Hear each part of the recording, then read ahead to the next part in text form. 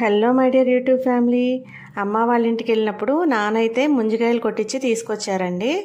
అయితే ఆ ముంజికాయలు కత్తితో కానీ కొడవలతో కానీ అలా కోసి పెడతానంటే వద్దు, అలా అయితే తుక్కంతా కింద అయ్యి కర్రలైపోయి చిరాచిరాగ్గా ఉంటుందని చెప్పి అమ్మ కత్తి పెడితే అయితే కోసి పెట్టిందండి. మాకు అమ్మ కోసి పెడతా ఉంటే మేము తింటా ఉన్నాము.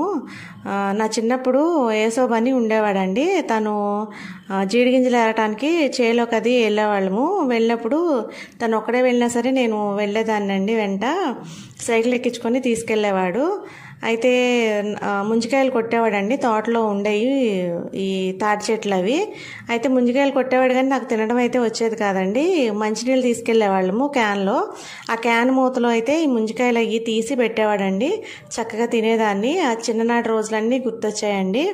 ఇలా వేస్ట్ అవ్వకుండా మా అమ్మ అయితే ఇలా కత్తిపెట్టుతో ముంజలు అవి వేస్ట్ అవ్వకుండా, నీళ్ళు అవి పోకుండా చక్కగా నీట్గా అయితే కోసి పెడతా ఉందండి.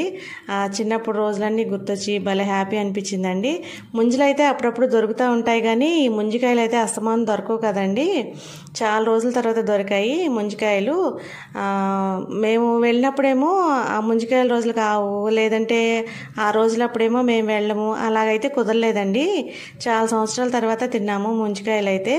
మా చెల్లి అయితే కొంచెం ఫాస్ట్గానే తింటుందండి. నాకైతే అంత బాగా రాదు, నేను కొంచెం స్లోగానే తింటాను.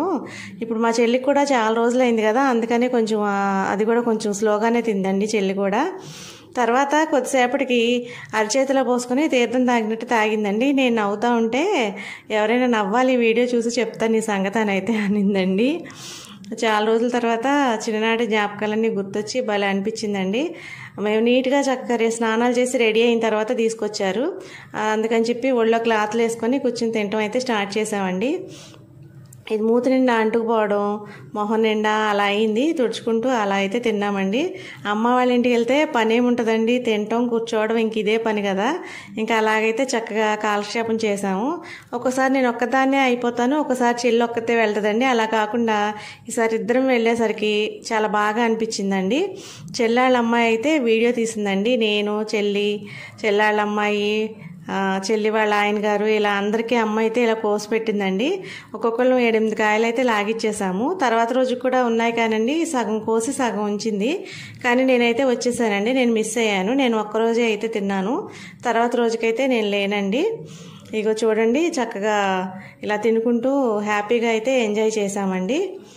మీకు ఈ వీడియో నచ్చితే లైక్ చేసి, షేర్ చేసి, సబ్స్క్రైబ్ చేసుకోండి. అమ్మ కోసి పెడతా ఉంటే చక్కగా మేమైతే తినిపెట్టామండి.